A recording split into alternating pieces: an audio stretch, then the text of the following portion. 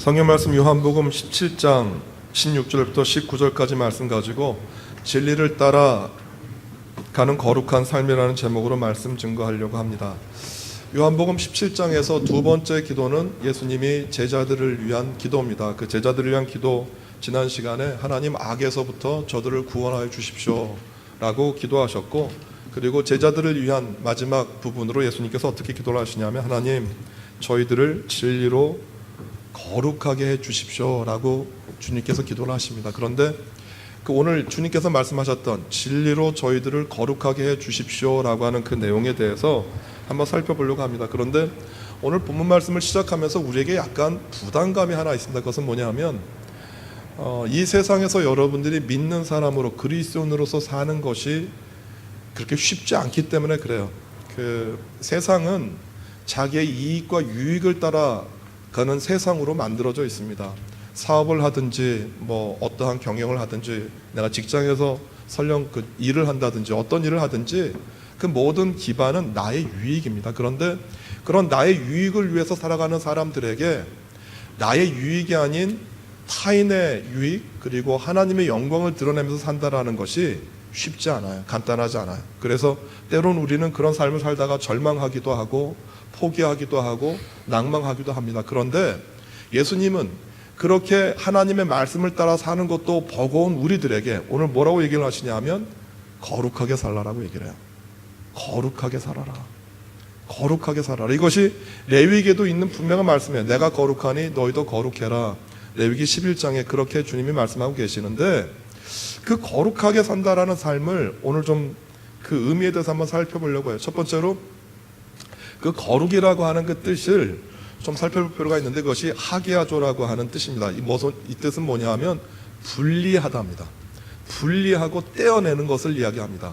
어디로부터 분리하는 것이냐 하면 그 더러운 것, 그러니까 레위기 11장에서 하나님이 굉장히 많은 그 항목들을 열거하세요. 뭘 열거하시냐 하면 먹을 것과 먹지 말아야 되는 음식들, 특별히 땅에 기는 모든 음식들 가운데, 그 곤충들 가운데 먹어야 될 것과 먹지 말아야 되는 것도 구별을 하는데, 이런 것들로 인해서 너희가 더러워지지 않도록 그 거룩하게 해라 라고 얘기를 하시는데, 그 하게오자라고 하는 그 뜻이 거룩하다, 분리하다라는 것이에요. 그런데 그런 더러움으로부터 분리한다라고 하는 말만 있는 게 아니라, 특별히 그 어떤 물건을 하나님께 드리기 위해서 거룩하게 그 분리해내는 것도 의미를 해요. 예를 들어서 그 구약시대 보면 성전 안에 그 촛대가 있잖아요. 그런데 그 촛대가 성전 안에만 있는 게 아니라 그 여러 곳에도 쓰였어요. 그런데 여러 군데에 있었던 그 촛대를 하나를 가져다가 하나님 앞에 그냥 드리는 게 아니라 이 촛대를 거룩하게 하는 예식을 합니다. 이것은 뭐냐 하면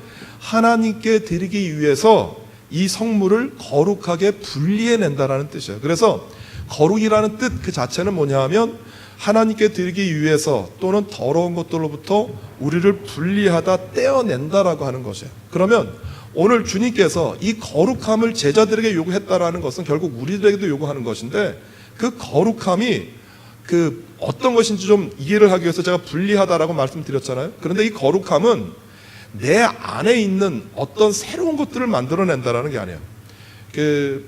제가 전에 한번 말씀드린 적이 있습니다. 저희 집에 예전에 그 아본데일에 살 때 집에 그 정원을 집사람이 아주 예쁘게 만들었어요. 정원을 예쁘게 만들어서 그 센터에다가는 그 포인트를 주려고 꽃도 만들어 놨는데, 꽃 심었는데 그 꽃 가운데 선인장을 많이 심었어요. 선인장도 심고 여러 가지 꽃들. 그런데 그 화단을 가꾸신 분들은 아시지만 그 신명숙 집사님 굉장히 화단 정리 잘 하시는데, 그 하루에 한 일주일에 몇 시간 정도는 꼭 꽃을 다듬고 그 잡초를 뽑는 데 쓰신다라고요.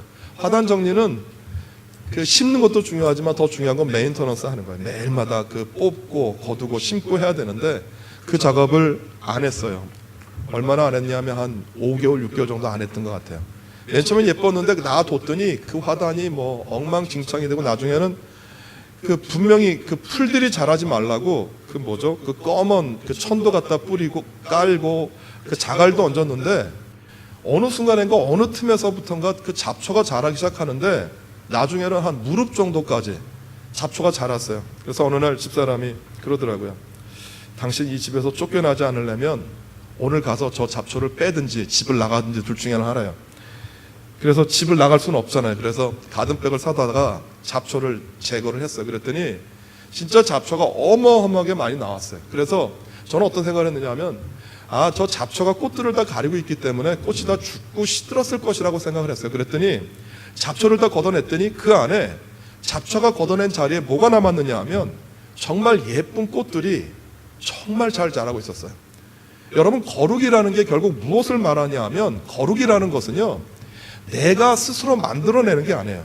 하나님이 사람을 창조하실 때 무엇을 따라 하나님이 사람을 창조하셨죠? 하나님의 형상이거든요. 여러분, 우리 안에는 무엇이 담겨져 있느냐면 하나님의 형상이 있어요. 우리가 볼 때는 참 개떡 같은 사람, 우리가 볼 때는 이 세상에 필요한 사람일까?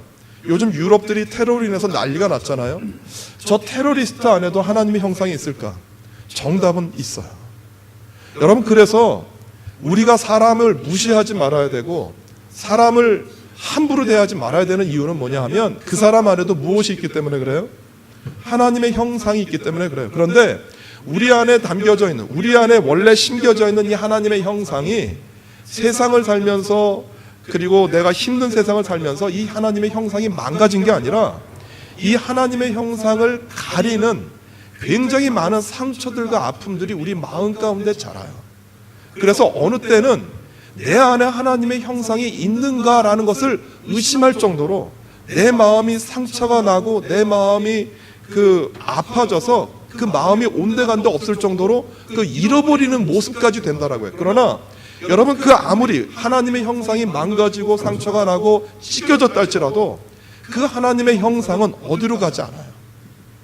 우리 거룩하다라는 말은 어떤 것이냐 하면 내 하나님의 형상을 가리고 있었던 내 상처와 아픔과 더러움과 죄악들을 내 안에서 걷어가면 그 안에서 정말 정금처럼 나타나요.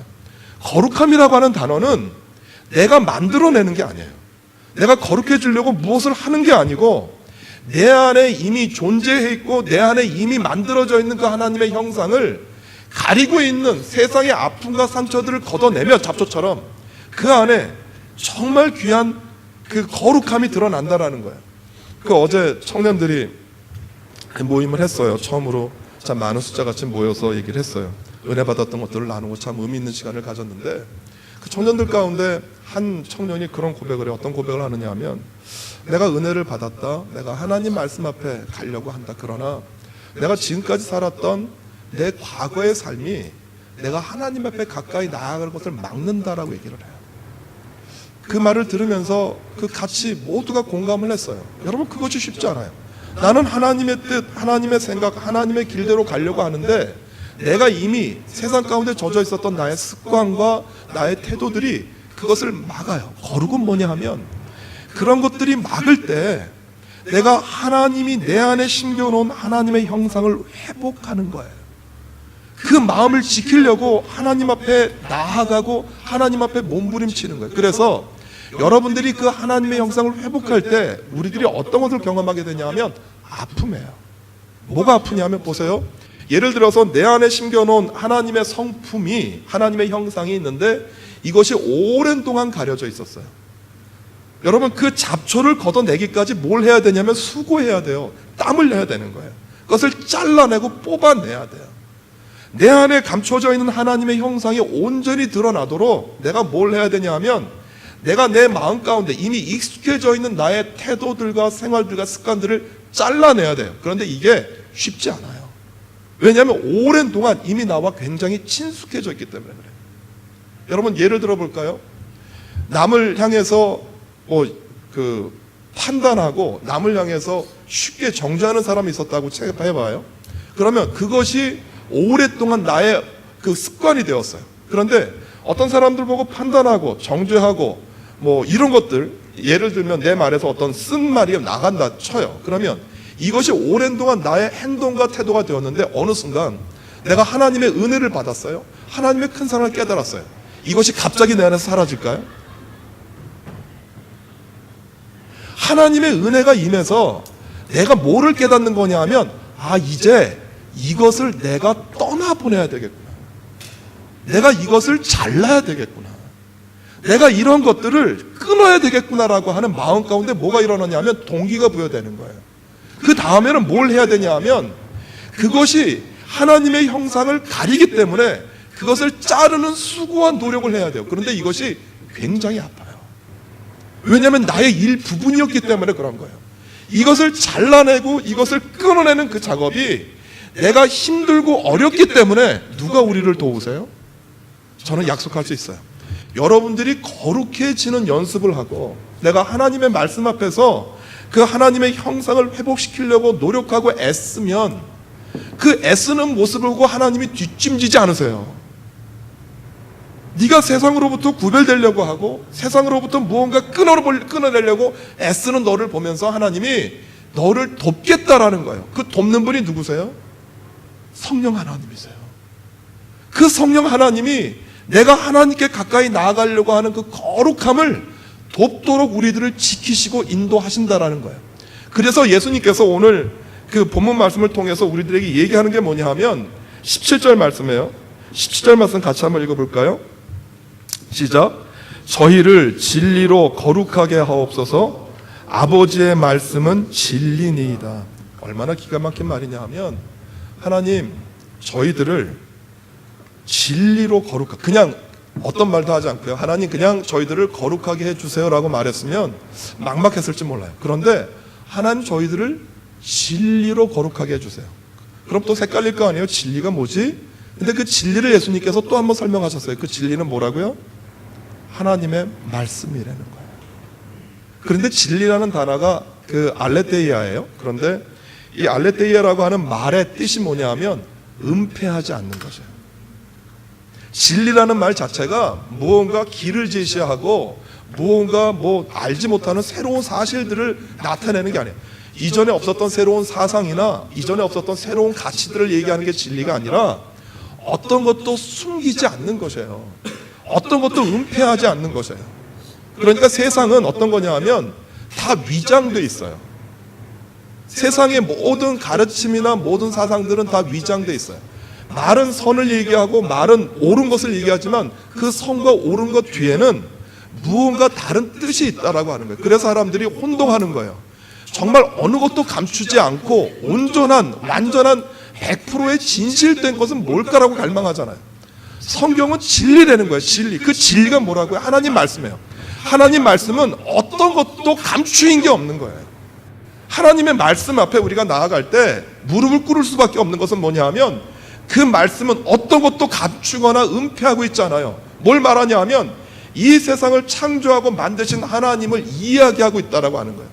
우리가 에레미야서 우리가 계속해서 큐티로 보잖아요. 그런데 하나님이 에레미야서를 통해서 그 이야기하신 그 잘못들이 두 가지가 있어요. 너희들은 잘못한 것이 큰 것이 있어라고 얘기를 하시면서 이러한 것들 때문에 내가 이런 징벌을 내려 그러는데 그것이 에레미야 2장 13절에 나와 있는 말씀이에요. 이렇게 되어 있어요.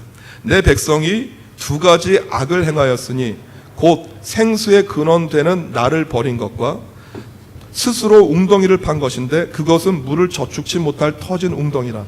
여기 본문에서 생수의 근원이 되는 나를 버렸다라는 것들을 해석할 수 있는 방법은 여러 가지가 있어요. 그런데 생수의 근원이라는 것은 결국 하나님이잖아요. 하나님을 버렸다라는 것은 쉽게 말하면 우상숭배예요. 그런데 그 우상숭배가 이스라엘 백성들에게 만연했었던 이유는 여러 가지 있을 수 있어요. 그 고대에 있어서의 우상숭배는 축제였기 때문에 그 어떤 신에게 제사만 드리는 게 아니라 신에게 제사 드리면서 그 신과 함께 축제하는 사람들과의 기쁜 교제였는데 이스라엘 백성들한테는 그런 게 없었어요. 그런데 이방 신들을 보니까 바알과 아세라 상이든지 어떤 다른 신들에게 제사 드리는 장면들을 보니까 정말 재밌었거든요. 그리고 거기에다가 성적인 판타지도 있었고. 그러니까 이스라엘 백성들이 쉽게 글로 가요. 그러면서 우상을 만들고 우상에게 절하는데 이것들을 보면서 하나님이 안타까워하신 것이 한 가지 있어요. 그게 뭐냐면 여러분 우리들이 신앙생활할 때 제일 먼저 부딪혀지는 것은 뭐냐면 창세기 1장 1절이에요. 창세기 1장 1절은 우리에게 뭐라고 얘기를 하고 있어요? 태초에 하나님이 천지라고 하는 것은 이 세상에 있는 모든 것들을 어떻게 하셨다라고요? 다 창조했다라는 거예요. 만약에 창세기 1장 1절이 여러분들에게 믿어진다라고 하면 창세기 1장 1절 이후에 나와 있는 모든 성경을 믿는 것이 별로 어렵지 않아요. 그런데 창세기 1장 1절이 믿어지지 않으면 우리들이 믿음 생활하고 신앙 생활하는 모든 것들이 다 거기에 걸려요. 세상이 창조했다라고 하는 창조 안에 못도 들어가 있어요. 사람도 들어가 있잖아요. 그러니까 하나님이 세상을 시작하셨기 때문에 이 세상을 마감할 수 있는 분도 누구세요? 하나님이 이 세상을 시작했던 분명한 목적과 뜻이 있기 때문에 이 세상을 마감할 때도 하나님이 무엇을 드러내세요? 당신의 분명한 목적과 뜻을 나타내는 거예요. 이 세상의 시작처럼 사람을 지으셨다라고 하면 그 사람을 지었기 때문에 그 사람을 지으신 하나님의 목적과 계획이 오늘 나에게 있다는 사실 믿으세요? 만약에 내가 아버지와 어머니에 의해서 우연히 이 세상에 태어난 존재가 아니라 하나님이 나를 창조하셨고 하나님이 나를 만드셨고 하나님이 내 영혼을 조성했다라고 하면 오늘 지금 여러분들이 당하는 어려움이나 여러분들이 당하고 경험하고 있는 모든 그 곤란함들이 그게 힘들고 어렵게만 느껴지시겠습니까? 여러분, 나를 시작하신 분이 하나님이세요. 그 나를 시작하신 분이 하나님인데 오늘 지금 내가 있는 내 처지들을 하나님께서 돌보시지 않겠느냐라고요. 이스라엘 백성들이 했었던 잘못 가운데 한 가지는 뭐냐 하면 이 세상에 있는 모든 것들을 하나님이 창조하셨는데 하나님이 창조한 자연과 하나님이 창조한 구조물들을 섬긴다라는 거예요. 왜 그랬느냐 하면 보세요. 이 세상에 있는 모든 것은 변해요. 그렇죠?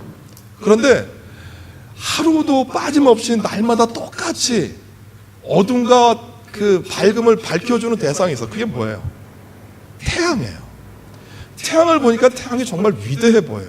어쩌면 저렇게 날마다 떴다가 졌다가 하는 이것이 일정하게 패턴으로 되어지는지. 가만히 보니까 지구상에 내가 보는 섬을 가운데서 가장 뛰어난 것은 뭐예요? 태양 같아 보여요. 바닷가에 사는 사람들은 뭐 태양도 중요하지만 어느 날은 고요했다가 어느 날은 풍랑이는 파도를 보면서 모든 것을 집어삼킬 듯이 그 몰아치는 파도를 보면서 야, 저거 정말 대단해라고 말을 하면서 바람과 파도의 신을 만들어 놓는 거예요. 하나님이 안타까워 하시는 거예요. 야, 너희들 봐봐. 내가 모세한테 얘기했잖아. 이 세상을 누가 만들었어? 하나님이 만들었어. 하나님이 창조했어. 이 세상에 있는 모든 건 내가 다스려. 그런데 왜 내가 다스리고 내가 만든 그 창조한 물들에게 너희들이 절하느냐라고 하는 거예요. 왜 그들에게 절해? 왜 그들에게 무릎을 꿇고 그들에게 복종하면서 너희들의 소원을 아뢰? 왜 그랬을까요? 예를 들어서 하나님을 모르는 백성들이 그렇게 뭐 우상들을 섬겼다라고 하면 이해가 가요. 그런데 왜 하나님을 아는 이스라엘 백성들이 왜 그런 우상들을 섬겼을까요? 왜? 이유가 뭘까요? 생수의 근원되는 나를 버렸다라는 뜻은 뭐냐 하면은요, 보세요. 이스라엘 백성들에게 있어서의 하나님은 절대자예요. 절대자. 하나님과 이스라엘 백성들 사이에서 들어야 되는 사람은 누구예요? 이스라엘 백성들이에요. 순종해야 되는 거예요. 하나님이 어떤 말씀을 하셔도 그 말씀에 항상 동의하고 따라가야 돼요. 그런데 에레미야를 통해서 하시는 하나님의 말씀이 뭐냐 하면, 구약의 선지자들이 하는 말씀이 뭐냐 하면, 너희가 하나님의 말씀에 순종치 아니하면 이스라엘을 멸하고 심판하겠다라고 하는 거예요. 그런데 멸하고 심판하겠다라고 하는 이 하나님의 말씀과 예언이 내 마음에 들지 않아요. 하나님과 우리 사이의 관계는 어떤 거냐 하면요, 하나님이 무엇을 말씀하시든지 하나님께서 하신 말씀은 순종하고 복종해야 되는 거예요. 이것이 하나님과 이스라엘 사람들과의 관계고요, 이것이 하나님과 우리와의 관계예요. 그것을 알려준 것이 출애굽이에요. 출애굽을 통해서 이스라엘 백성들은 기적과 이적을 보았는데 하나님은 기적과 이적에 초점이 있지 않았어요. 뭘 말하냐 하면 이스라엘 백성들이 애굽에서 나올 수 있었지 이 일을 누가 해? 내가 해. 이 일을 시작하셨기 때문에 하나님이 무엇도 하시겠다라는 거예요. 광야에서 40년 동안 고생하는 너희들을 내가 인도할 거야 라고 얘기를 하고, 너희들 눈앞에서 너희들을 공격해오는 적들을 향해서 내가 그들을 물리칠 거야 라고 얘기를 하는 거예요. 하나님은 계속해서 이스라엘 역사를 통해서 우리 인생과 삶을 통해서 가르쳐 주신 것은 뭐냐 하면 내가 너희들 가운데 하나님 되겠다라는 거예요. 내가 너희들의 창조자가 되어주고 내가 너를 지키는 자가 되어주고 내가 너를 돌보는 자가 되겠다라는 거예요. 그런데 그 하나님께서 하셨던 말씀에 반드시 순종하고 복종해야 되는데 이스라엘 백성들이 하기 싫은 거예요. 뭘 하기 싫은 거냐 하면 망한다는 소리 듣기 싫은 거예요. 이스라엘 백성들이 생각할 때 예루살렘은 멸망할 수 없는 도시예요. 왜냐하면 예루살렘에 뭐가 있어요? 하나님의 성전이 있잖아요. 하나님의 성전이 어떻게 망해요? 하나님의 성전이 어떻게 무너져요? 하나님의 성전이 이방인들의 손에 어떻게 유린당해요? 있을 수가 없는 거예요. 그래서 이스라엘 백성들한테 어떤 신념이 있었느냐 하면 어떤 일이 있어도 무슨 일이 있어도 예루살렘 성은 망하지 않는다는 거예요. 그런데 예레미야가 뭐를 얘기하냐 하면 이 예루살렘이 망하리라. 이 예루살렘이 심판받으리라. 이 예루살렘이 바벨론 사람에 의해서 이방 민족에 의해서 완전히 황폐케 되리라 얘기한 거예요. 그러니까 이스라엘 백성들이 하나님 말씀을 듣기 싫으면 뭘 만들어야 될까요? 그 하나님의 말씀을 듣기 싫어요. 하나님 말씀에 순종하기 싫어요. 그러면 내가 뭘 할 수 있을까요?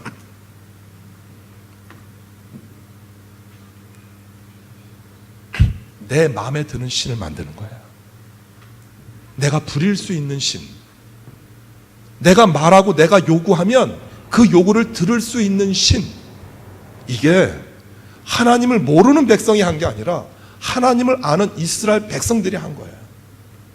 하나님의 말씀에 순종하고 듣기 싫으니까 뭘 만들었느냐 하면 내가 내 손으로 내 신을 만들어서 그 신에게 절해서 뭘 기도하는 거냐면 신이시여, 간단해요. 신이시여 이스라엘을 보호하여 주시고 바알과 아세라하여 몰록이여 이스라엘을 보호해 주시고 이 예루살렘 성을 저 이방인의 손에서 구원해 달라고 하는 거예요.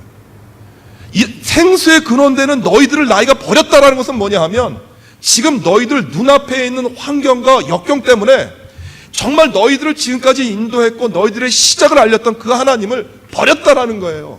이것이 에레미야를 통해서 계속해서 반복하고 있는 하나님의 메시지였고 말씀이었다라고 하는 거예요. 말씀. 여러분, 이 말씀이 우리들 가운데 선포되어지고 우리들 가운데 들려질 때 이 말씀에 복종하고 순종할 수 있도록 우리들의 마음과 태도가 바뀌어지는 것, 이것을 우리가 맨 처음에 얘기했었던 뭐라고 말을 해요? 이것이 거룩이라는 거예요. 그런데 왜 이스라엘 백성들이 그들에게 그토록 오랫동안 얘기했었던 하나님의 말씀을 그들이 듣지 않았을까요? 물론 하나님의 말씀이 내가 생각하기에 이것이 옳지 않고 맞지 않아서도 있지만 저는 어떻게 생각하느냐 하면 하나님에 대한 오해예요. 우리가 왜 하나님의 말씀에 순종하지 못하고 따라가지 못할까? 하나님 말씀에 대한 오해예요. 예수님이 공생의 생애 기간 동안 굉장히 많은 가르침들을 하시면서 그 가르침 끝에 계속해서 말씀하시고 반복하셨던 것들 가운데 한 가지는 이것이 너희를 향한 하나님의 마음과 사랑이야라고 하는 내용이었어요. 그 비유 가운데 가장 대표적인 것들이 뭐냐 하면 그 돌아온 탕자의 비유예요. 그 15장에 나오는 그 드라크마의 비유, 여러 가지 그 어린 양의 비유가 다 나오잖아요. 그 하나를 잃어버렸을 때 찾았던 그 하나님의 마음인데 그 사람으로 비유를 했으니까 그 돌아온 탕자의 비유가 가장 우리들에게 다가오는 것이에요. 그 아들의 입장에서 한번 생각해 봐요. 아들은 아버지의 재산을 이미 받아서 정산해서 밖에 나가서 아버지의 마음을 아프게 해서 다 호랑방탕에 쓰고 그지가 되었어요. 그런데 그 아버지 앞에 돌아가려고 하는데 뭐 때문에 못 돌아가냐면 체면이 없는 거예요. 아버지의 마음을 그렇게 상하게 하고 그렇게 아프게 하고 그렇게 아버지의 마음을 갈갈이 찢어놓고 내가 아버지의 것을 이미 달라고 해서 나왔는데 아버지가 돌아가시기 전에 아버지의 유산을 상속한다는 이야기는 뭐냐면 아버지의 존재를 인정하지 않는 거거든요. 그러니까 자식들은 절대로 아버지가 돌아가시기 전에 유산을 달라고 할 수가 없어요. 그러니까 아버지가 돌아가시지 않았는데 유산을 이미 정리해서 달라고 했던 그 얘기는 뭐냐면 그 사건 자체로도 이 둘째 아들은 굉장히 나쁜 아들이었던 거예요. 그러니까 어떤 유대인의 관습과 전통에 의해서 이미 자기는 아버지한테 굉장히 큰 잘못과 실수를 했거든요. 그러니까 그 아버지 앞에 돌아갈 수가 없는 거예요. 아버지 앞에 돌아갈 수가 없어요. 돌아가려고 하는데 돌아갈 수가 없어요. 어느 때 돌아가냐 하면 이제는 정말로 누군가의 도움이 없으면 죽을 지경이 된 거예요. 돼지가 먹으려고 하는 그 음식조차도 먹을 것이 없으니까 이제 나 죽게 된 거예요. 그러니까 둘 중에 하나인 거예요. 여기서 내가 줄여 죽느니 그냥 아버지한테 매를 맞든 아버지한테 못된 놈이라 야단을 맞든 가겠다라는 거예요. 그런데 그 탕자가 그렇게 생각하고 갔더니 그 아버지가 탕자한테 어떻게 달려와요? 그 아들이 문과에도 오지 않았어요. 멀리서 그 아들의 그림자만 비쳤어요. 그 아들의 그림자가 비쳤다는 얘기는 그 아들이 진짜 내 아들인지 아닌지 그 실루엣처럼 그 사람의 형상이 있는데 그것이 정확하지 않았어요. 그런데 아버지가 그 멀리서 오는 그 아들의 모습을 보면서 누구라고 얘기를 하죠? 내 아들이라고 얘기를 해요. 죽었다가 살아 돌아온 내 아들이에요. 어떠한 대상을 오랫동안 그리워하고 어떠한 대상을 오랫동안 사모하면 그 사람이 보여요. 여러분, 하나님이 탕자만 기다리고 있는 게 아니에요. 여러분들도 동일하게 기다리세요. 여러분들도 동일하게 기다리세요. 그런데 우리들은 하나님에 대한 굉장히 심한 오해들이 있어요. 이건 탕자만 갖고 있는 오해가 아니고요, 우리들에게도 굉장한 오해가 있어요. 어떤 오해냐 하면 내가 잘못하고 내가 죄를 짓고 내가 하나님 보기에 싫은 짓을 하면 하나님이 나를 안 보실 거야. 하나님이 나를 야단치실 거야. 하나님이 나를 혼낼 거야. 제가 진실을 하나 말씀드릴까요? 하나님은 여러분들이 아무리 선한 일, 아무리 착한 일, 아무리 옳은 일을 해도 우리 안에 그것을 행할 수 있는 능력이 없다는 사실을 아세요. 우리들은 마치 내가 선한 일을 하고 옳은 일을 하면 그 선하고 옳은 일을 하는 그 능력이 내 안에 있는 줄 알아요. 그런데 그 선한 능력, 선한 일을 할 수 있는 그 힘이 내 안에 있지 않고 그 힘이 하나님이 나와 함께 하실 때 그 하나님이 내게 공급되어 준다라고 하는 것이에요. 하나님 아세요. 우리가 실수할 수 있다라는 것, 우리가 연약하다라는 것, 우리가 넘어질 수 있다는 것, 하나님 이미 알고 계신다라는 거예요. 하나님의 마음이 아픈 것은 그러한 부담감과 책임감 때문에 하나님 앞에 나오지도 못하는 우리들의 모습이에요. 하나님은 오늘 우리들에게 어떠한 상황과 어떠한 환경 가운데 있든지 나에게 나오라고 말씀을 하세요. 그리고 그 말씀을 통해서 너희 안에 그 하나님의 형상을 가리고 있는 모습이 보여졌으면 그것을 걷어내라고 말씀을 하시는 거예요. 그 하나님에 대한 오해 가운데 굉장히 많은 부분들이 어떤 분들이 있느냐 하면 그 아버지와의 관계예요. 왜냐하면 우리가 하나님을 부를 때 하나님 어머니라고 부르지 않고 하나님 아버지라고 부르잖아요. 그래서 그 특별히 그 아버지하고 관계가 좋지 못하셨던 분들, 아버지가 신실하지 못하셨던 분들, 그리고 아버지가 내가 어렸을 때 미리 돌아가셨던 분들에게는 그 하나님의 사랑을 이야기하고 하나님의 사랑을 나눌 때 굉장히 어려워요. 왜냐하면 하나님을 부르는 순간에 누가 기억이 되냐 하면, 누가 연상되냐 하면 내 아버지가 연상이 되어지기 때문에 그래요. 저에게도 그것이 똑같이 작용을 했어요. 아버지가 최선을 다했지만 아버지는 신실하지 못하신 분이었었어요. 재정적으로도 그렇고 어떤 약속한 것도 그렇고. 그러니까 아버지 그러면 제 안에 좋은 추억보다는 그 상처와 아픔들이 남아있어요. 그래서 제가 예수를 믿고 난 다음에 굉장히 힘들었던 게, 이상하게 예수님의 사랑, 그러면 그것이 굉장히 저에게 익숙해져 있어요. 왜냐하면 그 예수님 끝에 사랑이 붙으니까 어머니가 저를 사랑해 주셨거든요. 그러니까 사랑은 쉽게 이해가 되어지는데 그 아버지의 모습, 아버지로서 나를 보호하시고 인도하시고 우리를 책임진다라고 하는 그 하나님의 약속이 이게 이상하게 믿어지지 않는 거예요. 그런데 필리핀에 가서 DTS 훈련을 받을 때였었어요. 그때 강의 제목이 뭐였었느냐 하면 아버지의 마음이에요. 아버지의 마음이었는데 강의를 듣는 내내 내 마음 가운데 굉장히 심한 갈등이 있었어요. 하나님은 우리를 보호해 주시고 인도하신다라고 하는데 이것이 내 안에 안 믿어지는 거예요. 그것이 내가 실제로 믿어지고 그것이 확신이 돼야 되는데 이론상은 알겠어요. 배워서도 알겠고. 그런데 이것이 내 마음 가운데 다가오질 않아요. 근데 강의 맨 끝나고 난 다음에 그 강사가 이렇게 초청을 했어요. 혹시 아버지 하나님의 마음에 대해서 의심하거나 아버지 하나님의 마음이 느껴지지 않는 분이 있다라고 하면 나오세요. 초청을 하더라고요. 그래서 그냥 나갔어요. 그리고 그냥 앉아서 기도를 하는데 그냥 한염없이 눈물이 나왔어요. 그런데 그때 그 온스택 가운데에서 80이 넘으신 그 캐나다 그 아주 그 나이 드신 분이 한 분 계셨어요. 근데 그분이 갑자기 이렇게 뚜벅뚜벅 걸어 들어오더니 저를 뒤에서 이렇게 꼭 안으시는 거예요. 그래서 뭐라고 얘기를 하냐면 지금도 있잖아요. 티모티, I love you. 나 절대로 너를 떠난 적이 없어 라고 얘기하는 거예요. 근데 정말 이상하게 그 할아버지가 저에게 그렇게 말씀을 하시는데 제가 그동안 갖고 있었던 아버지에 대한 상처와 아픔들이 정말 거짓말처럼 눈 녹듯이 사라졌어요. 그리고 그 아버지에 대한 그 상처와 아픔들이 걷어가지니까 어떤 일이 내게 벌어지냐 하면 내가 하나님의 인도하심과 하나님의 보호하심이 끊임없이 오늘도 내 삶과 인생 가운데 계속 될 것이다 라고 하는 사실들이 믿어지는 거예요. 그리고 제가 편지 썼어요. 아버지한테 죄송하다고, 나 아버지 속으로 많이 욕했다고, 잘못했다고 용서해달라고. 우리에게 하나님에 대한 오해와 하나님에 대한 잘못된 생각이 있다라고 하면 그것이 고쳐졌으면 좋겠어요. 하나님은 여러분들의 잘못을 이렇게 하늘에서 제 암흑에 7월 25일 쟤는 아침 9시에 10시에 11시에 이런 잘못을 했고 이런 잘못을 했고 이런 잘못을 했고 그리고 잠잘 때 또 이런 나쁜 짓을 했어, 이걸 기록하는 분이 아니세요.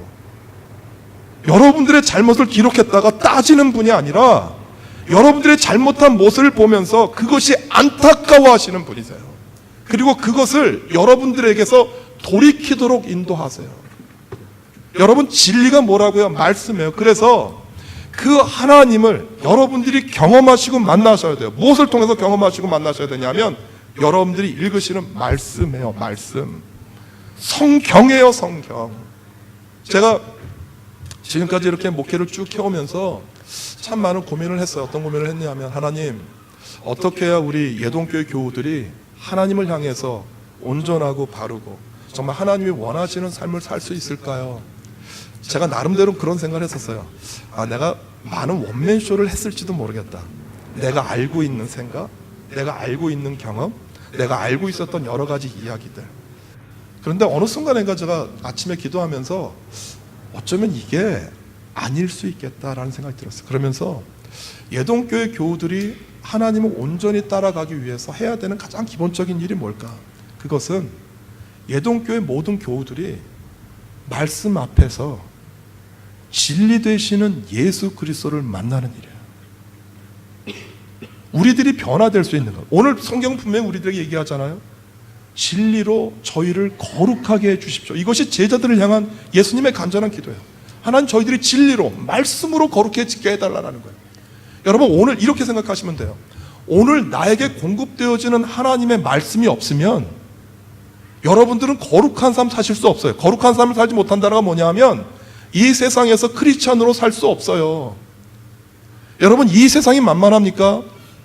내가 그리스도의 생각과 그리스도의 마음과 생각을 가지고 이 세상 사는 게 쉽습니까? 어떻게 나의 이익과 유익을 위해서 10년 동안 쌓았던 우정과 10년 동안 쌓았던 관계도 다 깨트리는 세상에서 어떻게 그들을 향해서 여러분들이 그리스도의 말씀으로 다가가서 내가 크리스찬으로 살 수 있다고 생각을 하세요? 이게 만만한 세상이에요?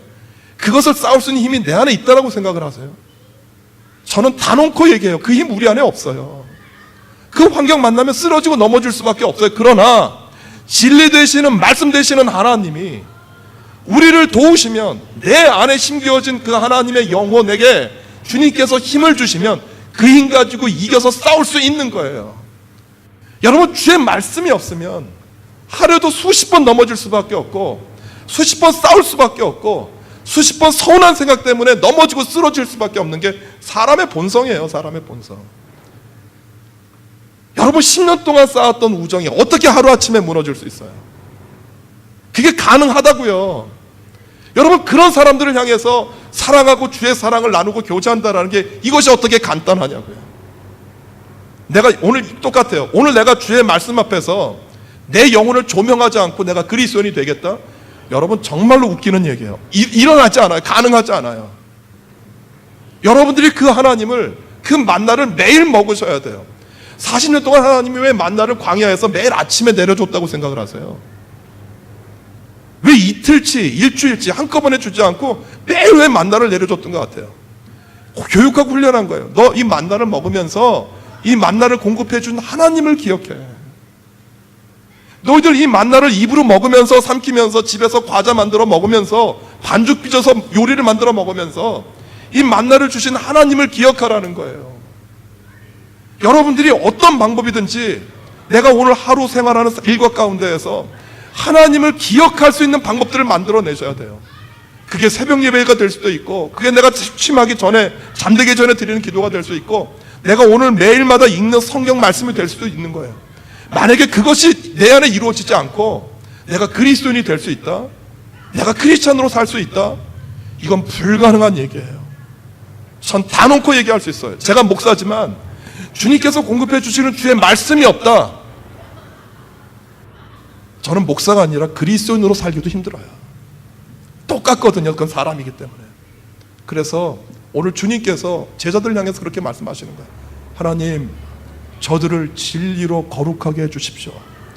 그 거룩은 하나님의 말씀입니다. 여러분, 그 말씀 앞에서 오늘도 내 영혼을 조명해 보시고, 오늘도 나의 모습을 비추어 보시고, 오늘도 나의 삶을 한번 되돌아보시면서 그 말씀이 나를 인도하는 삶을 사셔야 돼요. 수요일 날 저희들이 그 세 번째 권을 마치면서, 세 번째 권을 시작하면서 그런 말씀을, 그런 마음으로 우리가 같이 세미나 해요. 특별히 성경 말씀 보는데 성경이 안 읽혀져요. 성경이 이해가 안 돼요. 성경이 안 보여요.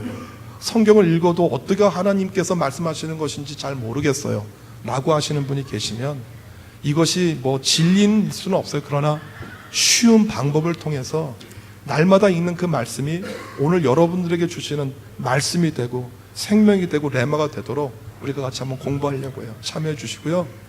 그것이 우리 삶 가운데 하나님이 인도하시는 삶이 되어지기를 바라요.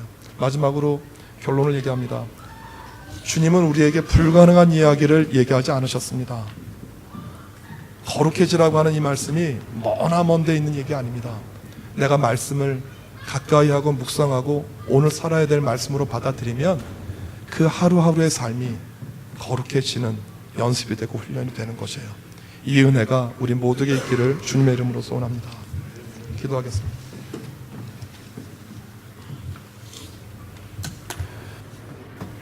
거룩하라는 주님의 명령이 많이 부담스럽습니다. 그러나 그 거룩해지는 것이 내가 하는 게 아니라 우리가 주의 말씀을 따라가다 보면 내가 그 거룩한 삶을 살게 된다라는 것을 알 수 있도록 도와주십시오.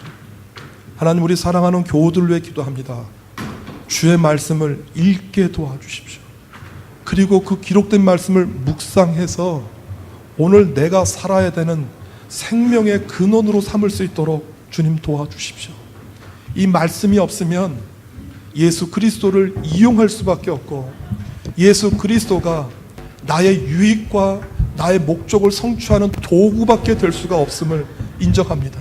우리에 있는 연약함과 우리 안에 있는 잘못됨을 주의 말씀으로 잡아주시고 다시 한번 주님과 함께 동행할 수 있는 우리 사랑하는 귀한 예동교회 교우들이 될 수 있도록 주님 축복하여 주옵소서. 예수님의 이름으로 기도드립니다. 아멘.